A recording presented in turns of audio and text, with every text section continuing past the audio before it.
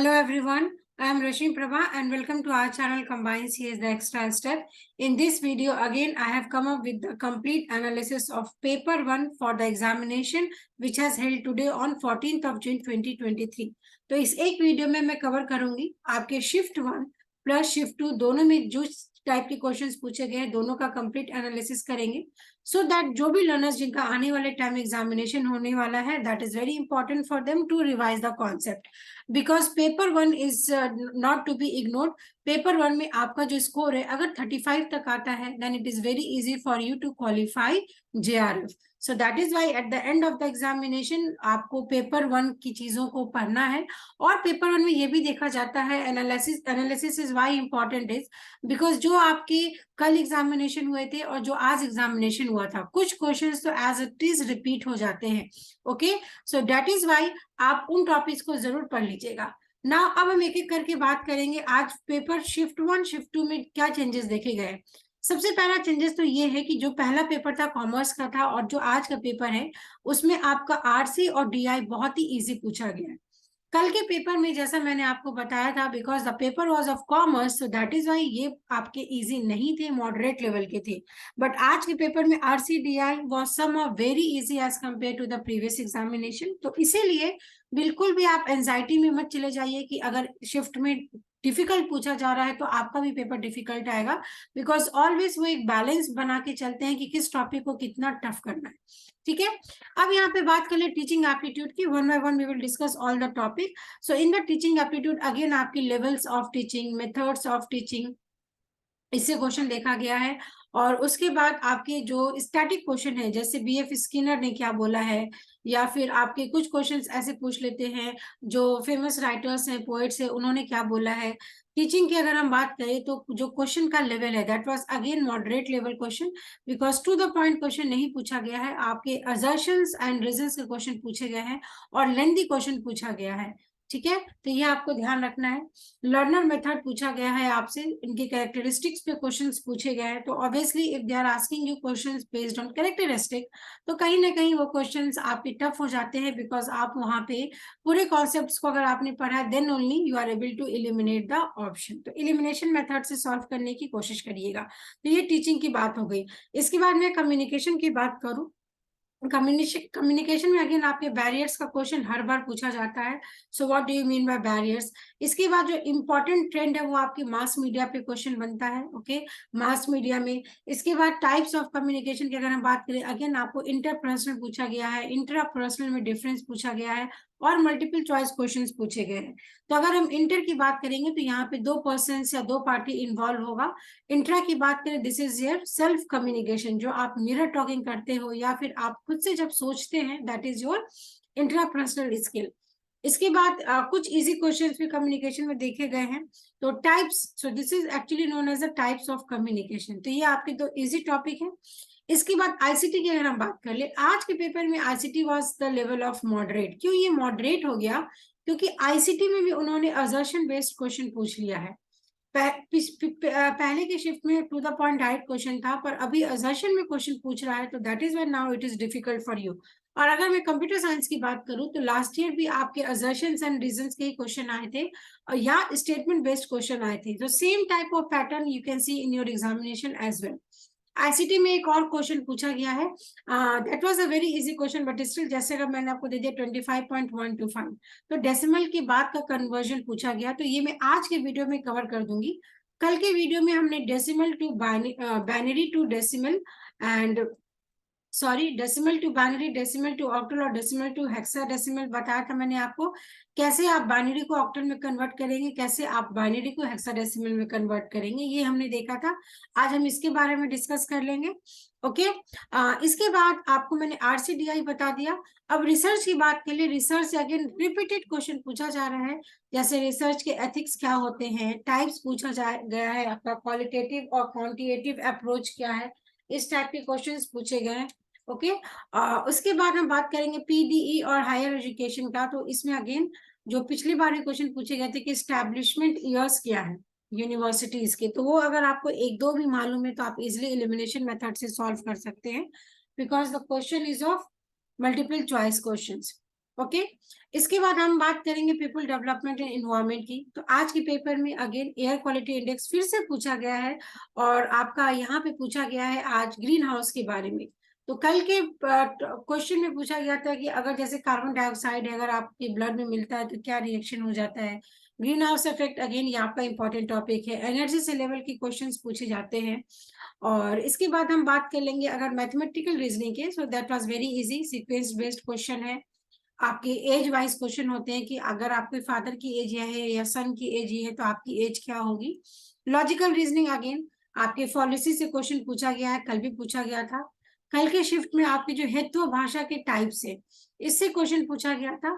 आज ये देखा गया जो आपके व्याप्ति के टाइप से इससे क्वेश्चन पूछा गया है। तो कोई भी एक टॉपिक को आप छोड़कर बिल्कुल भी ना जाए, सारे टॉपिक्स को जरूर रिवाइज कर ले, because this are the frequently asked question in your examination.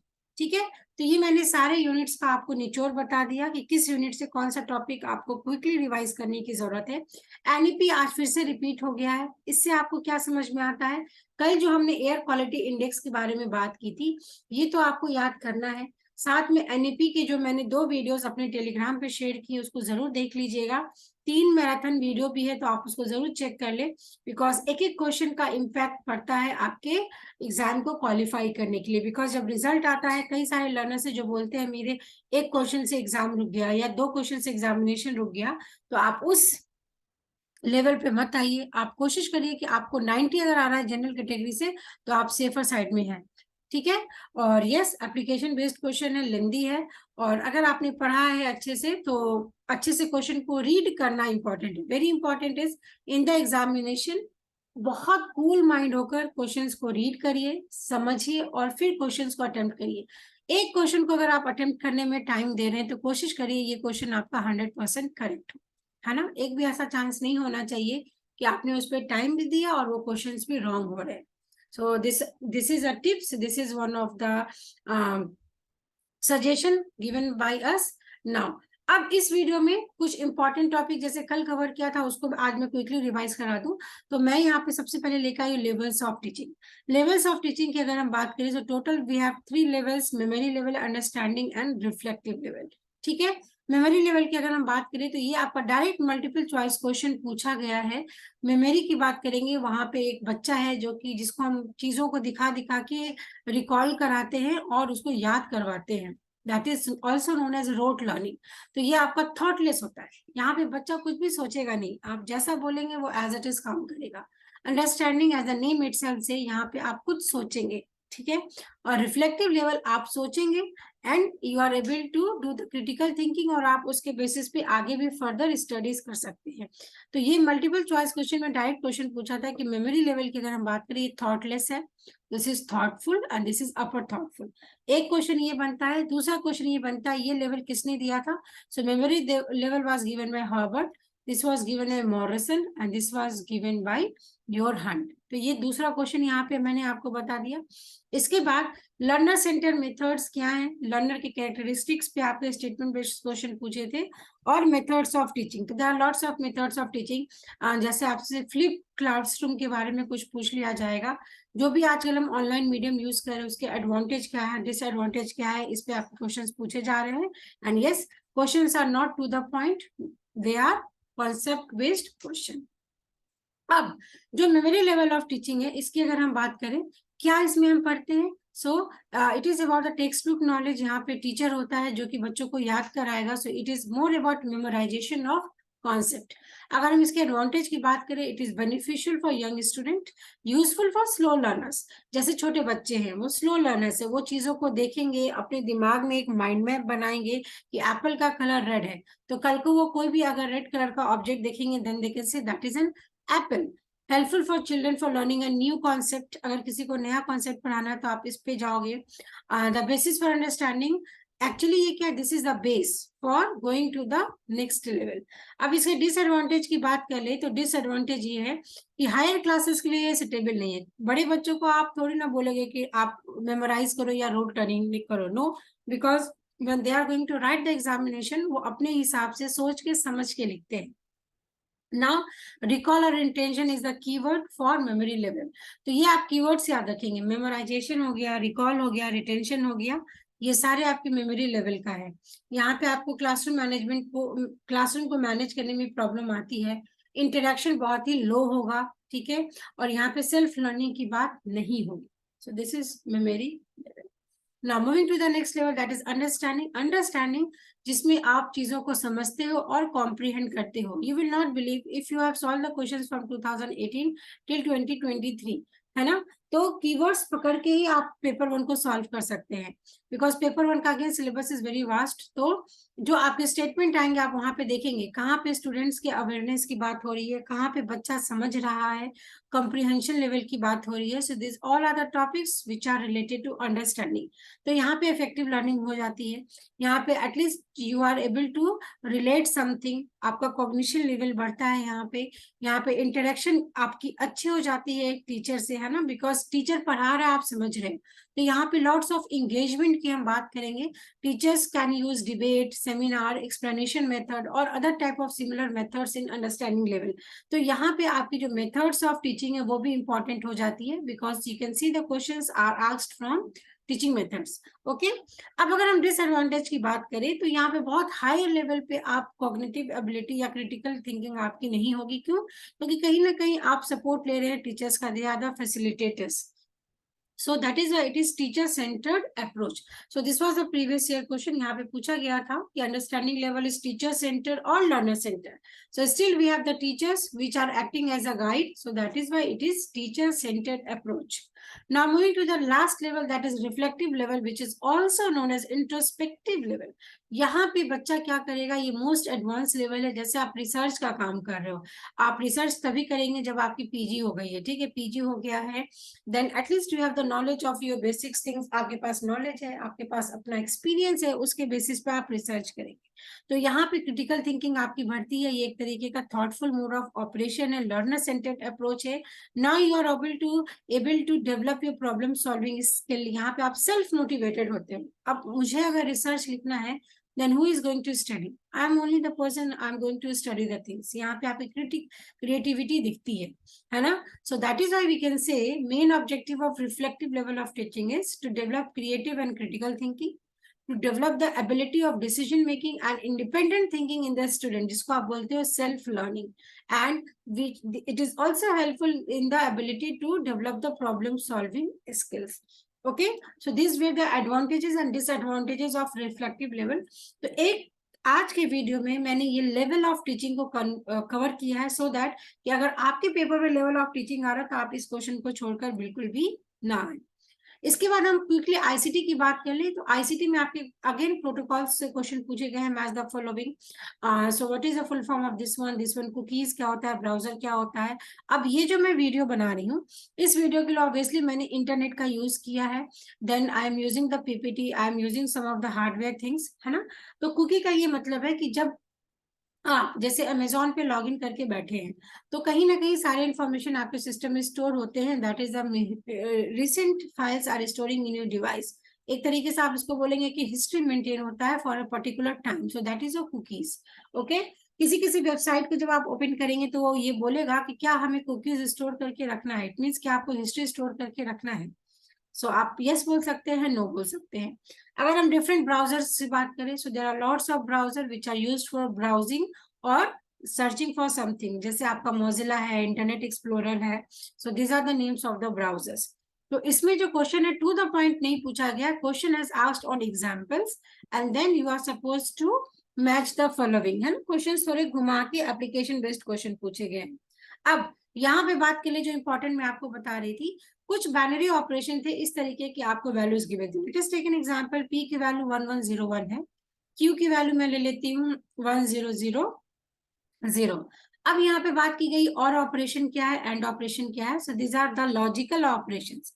और का मतलब होता है, और का मतलब कि कोई भी चलेगा, है ना। जैसे मैंने बोला I want to eat pizza, but pizza नहीं मिला तो चलो मैं बर्गर से भी काम चला लूंगी, तो that is the or situation. तो अगर मेरे पास दो इनपुट है, let us take an example 0 और 1, तो मेरे कितने इनपुट बनेंगे, 0 0 बनेगा, एक 0 1 बनेगा, एक 1 0 बनेगा, 1 1 बनेगा। So the input is 2, so total number of possible combination is 2 to the power 2, that is 4। ठीक है। अब अगर हम और की बात कर ले, तो जिस पोजीशन पे आपको 1 दिख रहा है, इसको बेसिकली आप बोलते हो प्लस करना। तो प्लस कर लीजिए, 0 0 0 होगा, 0 1 1 होगा, 1 0 भी 1 होगा, और 1 1 आपका क्या हो जाएगा, 1 हो जाएगा। यहाँ पे कैरी फॉरवर्ड की बात नहीं आएगी, आप ये समझो कि this is true and false, तो ये 1 हो जाएगा। This is your or operation. Now similarly and is the reverse of or, है ना। तो जिस पोजीशन पे दोनों आपका अप इनपुट है, ना लास्ट वाला जो है दोनों में आपका अप इनपुट है, so for this position you will gate 1, otherwise सारे वैल्यूज जहाँ पे 0 है 0 आएगा। So this behave like the end operation, that is your multiplication. तो ये मल्टीप्लीकेशन होता है, ये एडिशन होता है ना। अब अगर आपको यहाँ पे दिया है P और Q, तो P और Q का मीनिंग क्या है, यहाँ पे इसको ऐड कर दीजिए।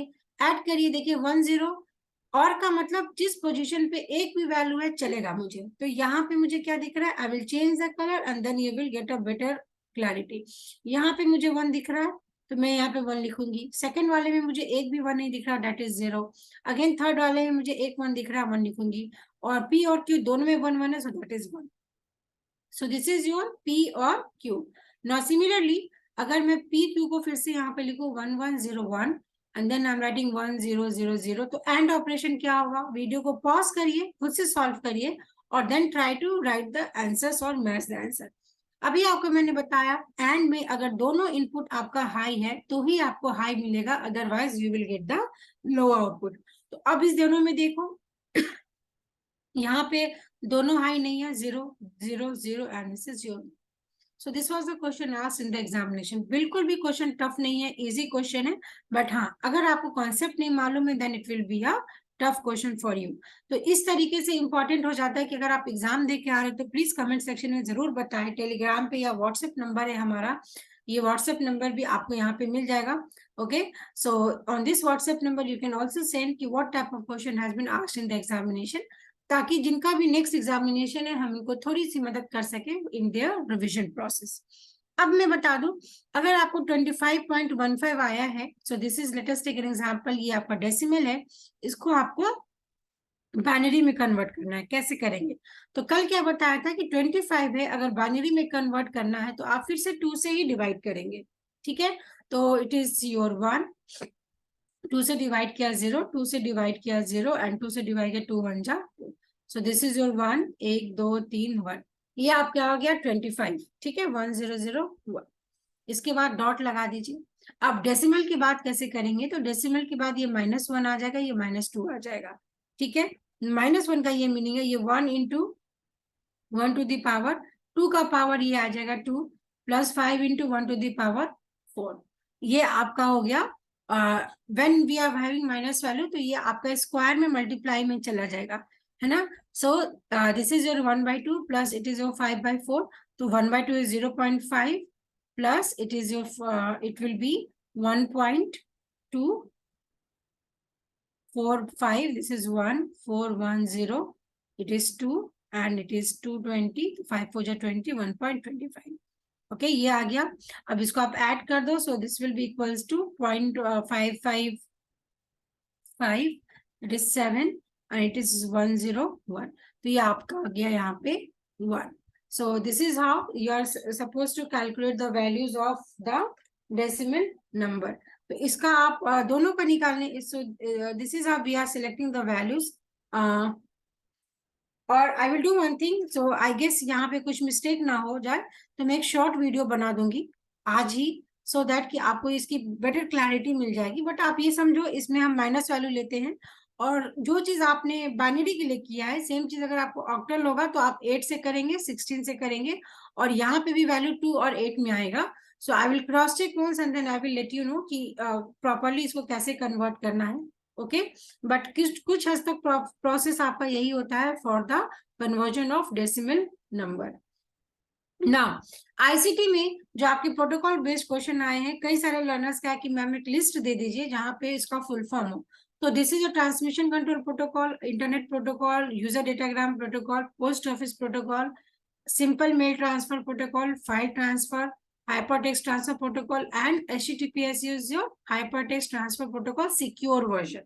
This is telnet, which is known as your terminal login और टर्मिनल नेटवर्क इसको बोलते हैं, and this is your wolfer. Okay, तो सबसे पहला क्वेश्चन तो ये बनेगा, फुल फॉर्म पूछ सकता है। और आज अगर वो क्वेश्चन आपको टफ कर देंगे, या अगर कंप्यूटर साइंस का पेपर है तो they are not going to ask you full form, वो क्या करेंगे, इसकी प्रॉपर्टीज पे क्वेश्चन पूछ लेंगे and then you are suppose to match it. तो आप देखो इस वीडियो में मैंने प्रॉपर्टीज भी लिख रखा है। इफ वी से TCP, so it is a popular communication protocol which is used over a communicating over a network, जहाँ पे सीरीज ऑफ पैकेट को आप सेंड करते हैं, सोर्स और डेस्टिनेशन हम मेंशन करते हैं और रीअसेंबली भी यहाँ पे हम कर सकते हैं। So this is a transmission control protocol. Internet protocol की अगर हम बात करें, so this is actually related to the addressing protocol, है ना। जैसे हम मैपिंग करेंगे, अगर मेरे पास कोई नंबर है, it is in the form of like this, तो इसको आपने इंटरनेट प्रोटोकॉल बोल दिया।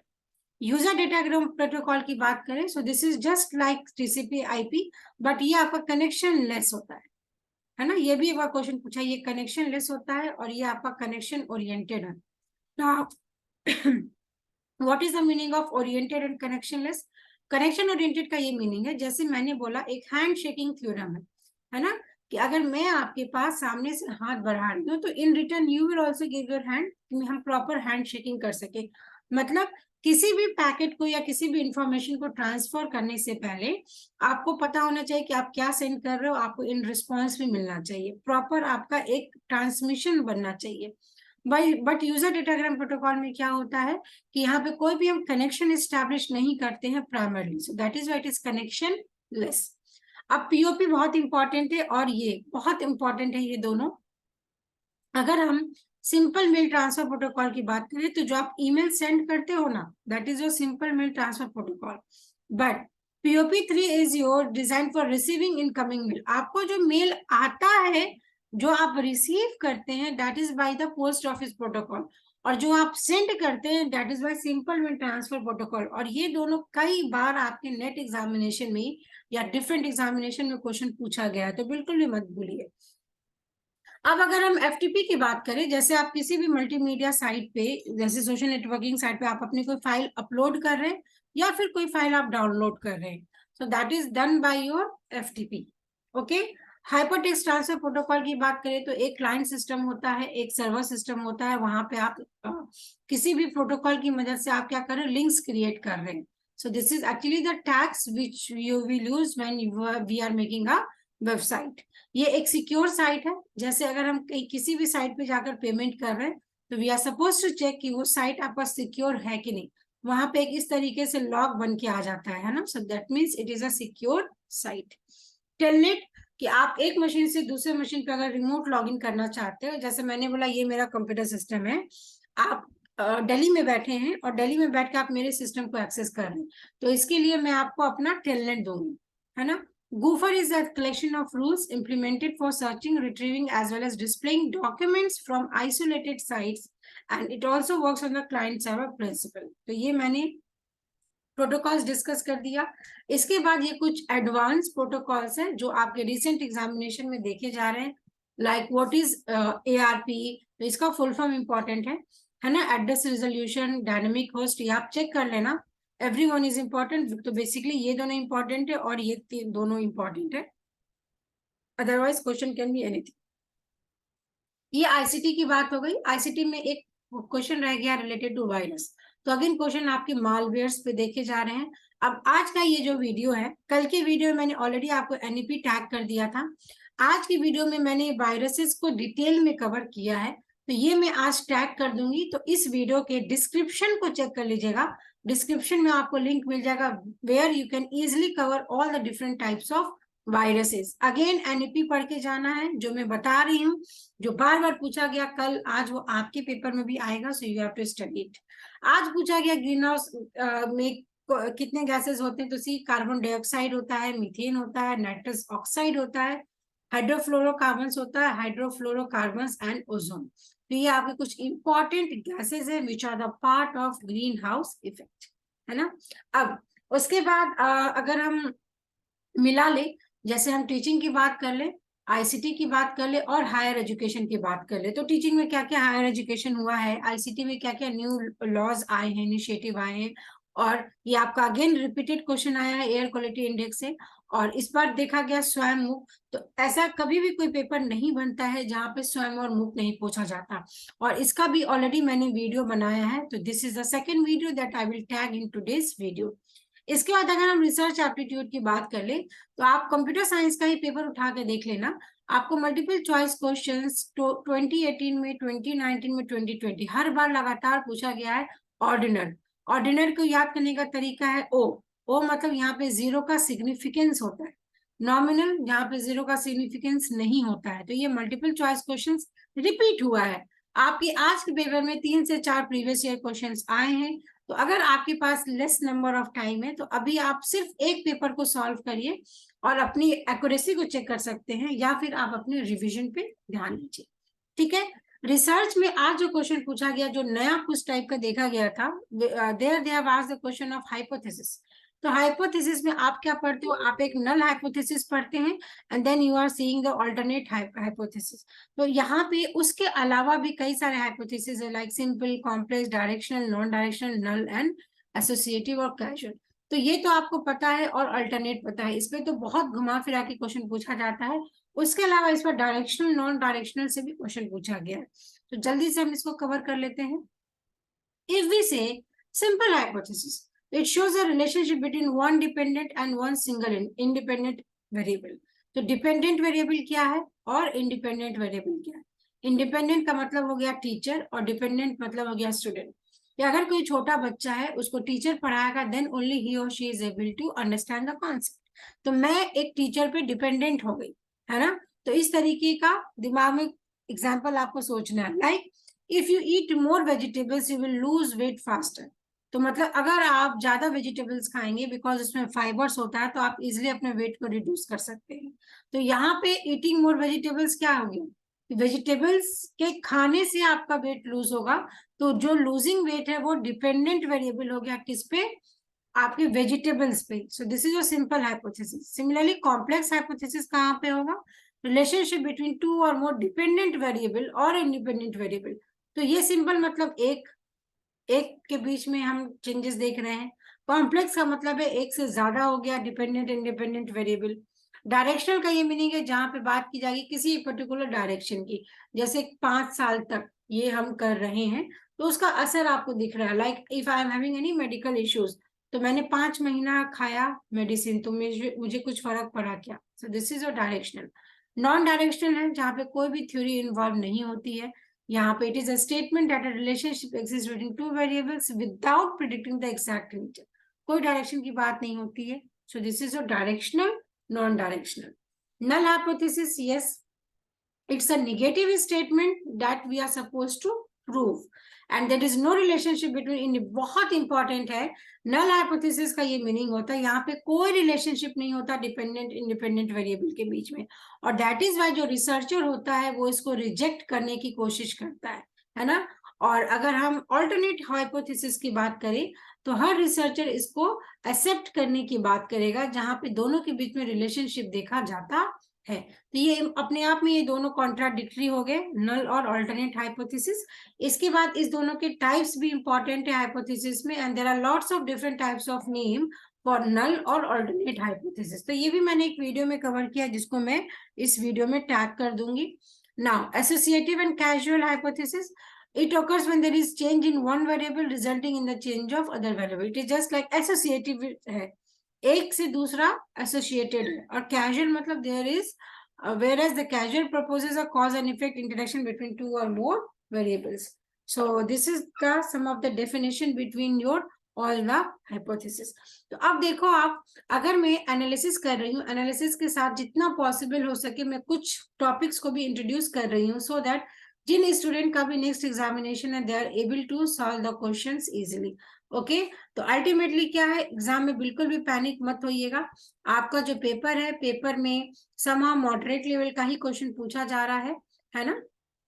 हर शिफ्ट में कुछ क्वेश्चंस आपके देखे जा रहे हैं, लाइक आपको एनईपी पढ़ लेना है, एयर क्वालिटी इंडेक्स पढ़ लेना है, आपको यूनिवर्सिटीज के एस्टेब्लिशमेंट डेट हायर एजुकेशन में याद होना चाहिए।